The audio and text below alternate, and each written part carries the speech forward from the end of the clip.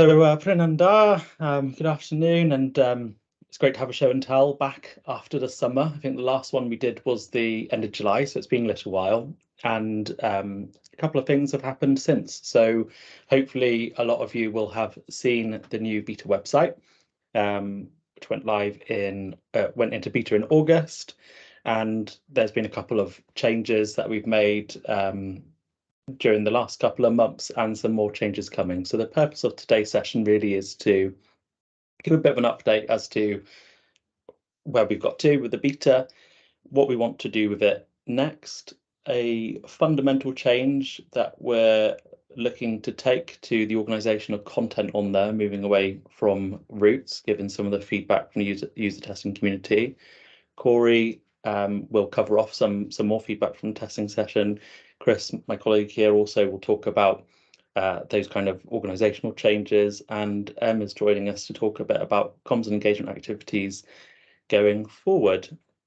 So if there are any questions as we go along, please feel free to raise a hand or shout out if I miss you, but we will leave time for questions at the end as well. And obviously feel free to make use of chat. Just double checking everyone can see the screen share at the moment. Just a thumbs up from anyone. Cool. Yeah, so I think we've just gone through these couple of points here. So I'll start with a quick update, and yeah, this is a really quick whistle-stop tour. So we made it to beta at last. It took a lot of work to get there, lots of discussions, lots of input from the community, but it's great to finally have that site there in beta. Obviously, what we focused on initially was the procurement journey, and the kind of low value procurements is what we focused on first, and you will have no doubt seen that on the site. Since the site went live, Em might want to talk about more of this, or if there are questions, then we can follow up on it. But since it went live, it's had about 30% growth this month versus last month. So people are continuing to visit the site and returning to the site, which is really great news. There's been some new case studies and blogs gone up on there, and there's plenty more to come too. So keep an eye out on that. I don't know if people will recall, but on the front page, it shows a list of featured things, and go there, have a little look and see what you think. We've also been pleased to add and signpost to the contract management training from the Cabinet Office, and that's something we want to progress more of in terms of leadership and development and capability and that kind of things.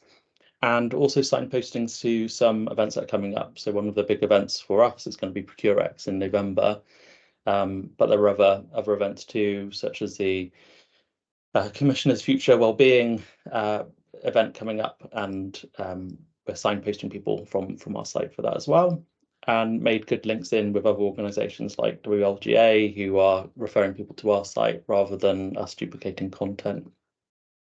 We're also looking to make a couple of small technical changes, which really relate to the site usability in terms and kind of interaction with the site and social sharing. So as an example, at the moment, we don't have any share links on some of our articles. So we just want to make that super easy for people to collaborate and engage on the content. So we'll be making a couple of small tweaks here and there, but it shouldn't disrupt the site being available, and hopefully it was some small features that you'll find useful. So where we're at is we have got roughly 6 months left in this project, and we're planning on a quarter by quarter basis, given the planning horizon. So we have some certainty around what we can do in these next 3 months, and less certainty in terms of the following 3 months. But in basic terms, these next 3 months are focusing on making some of the content changes that we've been asked to do, where the feedback has come from, some of the navigation changes there, moving forward, learning and development, and wider kind of community engagement and that kind of thing. So I think I've got another slide on a couple of those points. Just seeing if I've missed anything there. Yeah, okay. And then so also the governance and operating model. So to make sure that Keyed continues to be a kind of quality product for the community, for certain acceptance criteria or quality criteria that we must apply as we progress. and also like what happens to Keed after the project ends. So all projects end and they become business as usual, but how can Keed be maintained when the project ends? So there's lots of work going on there. And then just a final note really about the integrated services. This is about bringing together all of the tools that our Welsh Government are kind of supporting and developing through the Digital Action Plan and through partners to make sure that they are accessible in Keed and that we can help support that engagement. And there's some examples of engagement that we've done around testing for one of the other tools that Corey may mention later on. So I think I've probably said enough for now, and I appreciate that's a really quick overview, but I wonder if there are any immediate questions just now before we move on to next speaker. Simon, you've got an interesting question there about case studies being limited to Welsh outcomes. Do you want to mention the recent case study that you've been working on, or is it too early to give an example there? Sorry, I don't quite understand the question, if I'm honest. So in terms of the case studies, they are kind of supporting the Welsh community, aren't they? They are. Yeah, they are. I'll come on to case studies a bit later in terms of what we're trying to do with the content, the tone, etc. And where we're looking for case studies in the noisy environment. Okay. And looking for case studies. So I'll come on to that a little bit later on with a bit of an appeal, really. But would be good to discuss maybe that a little bit further, Simon, around sort of, what sits behind the question, and if you've got some examples that we can bring forward, maybe. I'm trying to dig a bit deeper into with the case studies and go beyond demonstrating something that happened and introduce the people behind it a bit more as well, in line with the community building. But I'll come on to that later, but happy to catch up and discuss further, Simon. Thanks, Sam. Any other questions just now? Otherwise, I will pass over to Chris, who'll take us through some of the bigger changes that we're making. Cool. Thanks, James. Yeah, so firstly, I'm just going to give a bit of a brief recap on the approach that obviously we've taken so far to support the development of the current beta version of Keedware. So we're asked to reuse the content that had been produced by the Welsh Government, which was based on the Scottish Government's procurement journey. We use this material to provide a structure for the content and to test that structure could be repeatable for any new content that we need to develop going forward. For the time being, we've obviously used the labeling of routes for convenience, but consider this to be less legacy terminology, and we'll be looking to change that in the future. The routes range from low value, low risk, non-repetitive requirements through to procurements resulting in contracts with a total estimated value equal or above the threshold set by the World Trade Organization Agreement on Government Procurement. Currently, the procurement journeys that we have are broken down into 3 stages: develop at the pre-procurement stage, tender at the procurement stage, and contract at the post-procurement stage. Together, these stages of the procurement journey represent the full commercial life cycle. We're now looking and carrying out a complete review of the current route-based content, which is extensive and goes some way beyond what currently is available on the Keed website. In total, we have around 76 documents in Welsh and English, so we're focusing on efforts on addressing our riskiest assumptions when looking to amalgamate content without route-based labelling. So firstly, to begin with, we're taking the content on prepare a brief from the development stage of route 1, the content on development documents from the development stage route 2, and the content on specification from the tender stage of route 2. All 3 of these relate to developing requirements, just with different levels of depth and complexity that are proportionate to the value and risk profile of the anticipated contract. So we're producing a single document called Develop Requirements, and for the develop stage of the procurement journey. We've also started to think about how this amalgamated content can be presented to the users on the Keyed website. Ultimately, all the procurement journey content needs to reflect the changing and specific legislative context of Wales. We're therefore talking to the Welsh Government team that's responsible for procurement reform, as this includes the Social Partnership and Public Procurement Act 2023 and the Health Service Procurement Bill, as well as the UK Procurement Bill. Together, these pieces of legislation will provide an effective framework for procurement in Wales, alongside the Wales Procurement Policy Statement and the Wellbeing Future Generations Act 2015. With all that in mind, all of these changes to content, to design and other elements that relate to the procurement journey will be tested with the Keyed community to ensure that their needs are being met, which leads me nicely on to our next speaker, Corey.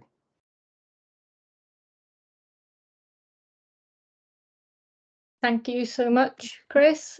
So yes, everyone, you will probably remember that there was a bit of a pause with our user testing over the summer whilst the team were deep into UAT and all the good stuff that comes with launching a digital product. I'm happy to say now that we are back with a bang for the season. We've relaunched the user testing sessions and we are moving from what became quite a functional piece of work to research whether the website was performing to meet user needs in a kind of journey perspective to the more strategic opportunities that exist for Keyed in developing further the services around access to training. So the way that we are approaching this is through the good principles of transformation, which is that it's not a technology first approach, although we know we've got a great suite of digital products coming in the pipeline for procurement in Wales. We are looking at the people side of things. So Keyed as a grassroots movement, the people that power Keyed and direct the journey that Keyed is going on, are also the people that have very busy day jobs as commercial and procurement professionals. And what we are doing now with the user testing community is exploring the development of Keyed in relation to training by asking a question around recruitment and retention of commercial professionals in Wales, in the public sector, but also reaching out as well to our colleagues in the private sector. And we're doing this through what we call a problem statement. So we believe at the moment that there's a gap between what is happening right now in commercial and procurement in Wales and what we would like to see in the future, particularly with the landscape of procurement reform coming so quickly and the ever-changing nature of that. So what we've done is we've put together with our colleagues in Welsh Government a bit of a hypothesis that suggests that the recruitment of commercial and procurement professionals in Wales is challenging and the retention of those professionals is even more challenging. And what we did in our last user testing session was had an open discussion about this. So we had input from people from across the Welsh public sector who sat in different areas, from local government through to health and other parts, to let us know how they were experiencing this challenge. And they validated our problem statement, but also pushed our thinking along. So, for example, one of the things that we had hypothesized is that this problem mainly existed within larger teams, predominantly in South East Wales. We heard from colleagues in North Wales who let us know that actually they're facing just the same challenges, and it's a complex area that needs a rethink in terms of the, I guess, lifelong learning pathway that commercial and procurement professionals go on as you build more skills, become more expert and take on larger responsibilities within the profession. So to move that discussion forward, what we are looking to do now is break down our user testing into some one-on-one interviews with folks that have responsibility for the hiring of procurement roles within their teams in the public sector in Wales.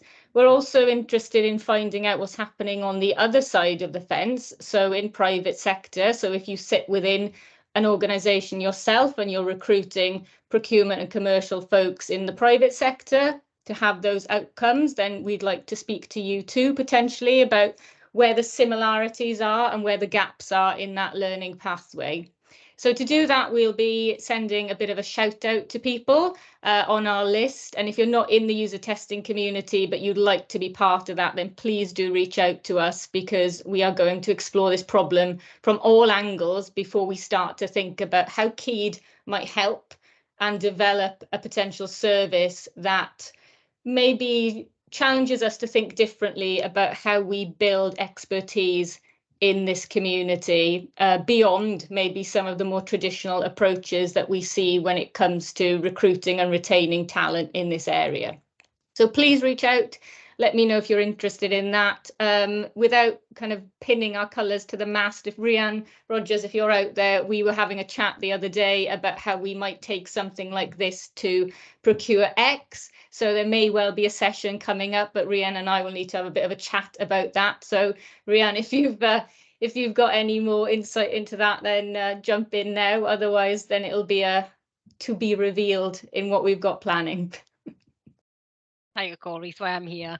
Hi, everyone. So just to give a quick introduction, because I'm not sure I would have met everyone on this call, I'm Commercial Lead for Capability and Leadership within Welsh Government, working alongside Corey now to, as she's perfectly summarised, explore what this problem is and how do we look at tackling it collaboratively together. In terms of Procure X, I think it is early days, but Corey and I have discussed whether or not we do a mini discovery with a number of the test group and then take that to Procure X to further test it. But we'll take that offline and we'll come to Procure X and hopefully surprise you. Thank you, Rhian. And yeah, we are conscious, obviously, that this is building on work that's already being done in this area. So will talk a little bit about the blogs that we've got on the site at the moment. One of those blogs has come from this discussion. So we know that there are people out there who are thinking deeply about how to kind of work together collaboratively to have a pipeline of talent that can help support the upcoming procurement reforms and concentrate on business as usual. And we'll make sure that we connect in with everyone who's involved in that, both from a research perspective, but also from a delivery perspective. So that's my update on what's going on in the test sessions. And I've mentioned so I will hand over to you now, for the comms update. Thank you. Thanks, Corey. So a few updates from me then, and probably my message dominated by this desire to sort of really try and grow the community now that we have an established website, or the beta website there is established, and looking at how we can now grow the community, particularly led by the blogs and the case studies and how we pull those together. But first off, as Rhian and Corey have already said, we'll be at Procure X in November. We're working through what our presence there will look like, but based on yesterday's meeting, I think we're going to be quite prominent in the space there come November, which will be good. And we can have further Kydrani events coming up. One of the things I wanted to be able to do using the Kydrani events and using the user testing events is to take questions from there, take learning from there, take experiences from there, and then together with the community crowdsource and build blogs and case studies that have real relevance to people and have really clear learning outcomes. Corey mentioned there about the last user testing session where Helen Rees, Mid and West Wales Fire and Rescue Service, spoke about how she'd overcome a challenge in taking a different approach, and Helen kindly I contacted her after the session and asked if we could pull a blog together, which we've done. It's on the website, but we haven't promoted that one on social media yet because we've got a bit of a queue of blogs going on and I'm trying to release them in an order that makes sense to people. So the Kydrani session that was recorded earlier this week went live yesterday across social media, and there's a blog associated with that coming out on Friday. So Helen's will have a push next week. But it's a really good practical example of how Helen tackled a problem following sort of, she was going down the usual means of trying to recruit people, and she stepped back from that and thought, how could we do it differently? And she talks about how that worked for them. So in line with the schedule of case studies and blogs, we have other pieces coming through over the next few weeks, which again talk about very sort of real life problems, but with some practical steps in there about how people have tackled the thing in front of them. And I'm keen to continue with the very sort of people-led case studies and blogs if we can, all in line with building community. So I'm really keen, if you want to get in touch, if you've got any ideas about content that you'd like to see, or any suggestions on some things you could put forward, please get in touch. One of the things I'm trying to build is crowdsourced blogs, like I said, and using LinkedIn as a way of doing that. So pushing sort of questions of the week, or sort of, maybe off the wall questions a little bit, but actually prompt the conversation that enables us then to go on to build content. But we do that together as a community rather than it being pushed from Keed out to practitioners. Social media, we've been monitoring how that's going. We can see there's an uplift in relation to the number of visitors and users across the Keed site itself. Interaction is very, very thin on the ground on Twitter, so we're really focusing on how we develop that LinkedIn space and how we make that a more interactive space for us all. And we are working with the web developers to plug that into the website as well, so we really bring that together in one place, and enable conversations between the Keed team and between yourselves. And I think that's it from me, really, other than that appeal for content. Please get in touch. I'll put my email address in the sidebar, in the chat bar. Really keen. Anything that you think maybe we could do something with this, give me a shout and we can talk through how we could do that. Another example of what's coming up, which has been sort of modelled in that way, is a series. It looks like it's going to be a series with Carl in relation to procurement reform, and a multi-content series coming up around that as well. So any ideas you have, put them out there and get in touch. Thank you.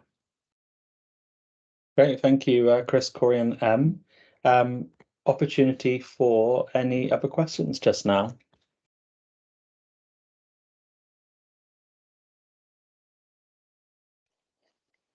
Go for it, Wayne.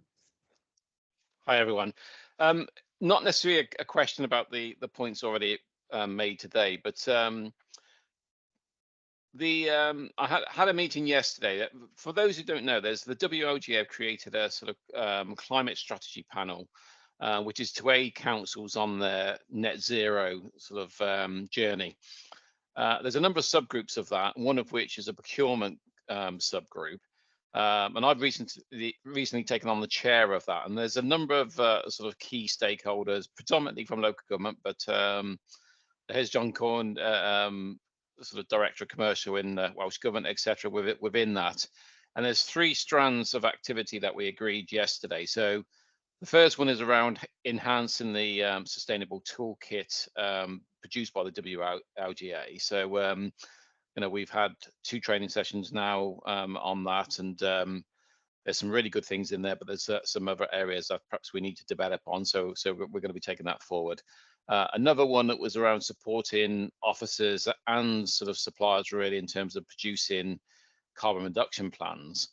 And the other piece was actually about creating a sort of landing page for a sustainable toolbox, really, because there's various different bits and pieces, really, of information, really good tools, etc. That's in place or being used, etc. And I know you've got a number of those sort of examples within the website. And but in terms of creating that that toolbox and that sort of landing page, really, to access those sort of things, the obvious places for that to be on the Key platform. So really, it's who do I speak to, really, about developing that that opportunity and doing that. Yeah, Wayne, that's great. That sounds really positive. Would love to kind of have a discussion about how we can make that work. So I'll put my email in chat, and if we can catch up on that, that'd be amazing. Thanks. Excellent. Thank you. Any other questions?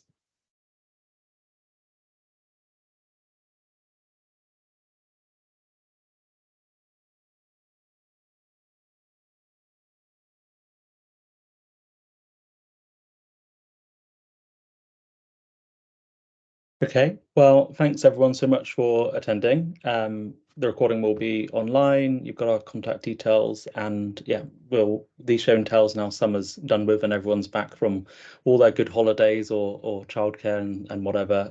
We'll make sure that these are going in monthly now for our catch-ups, and of course, as we said before, we've got the Keed Runnies, scheduled in any case. But thanks so much for contributing to the development of Keed, and yeah, look forward to catching up soon. Thanks.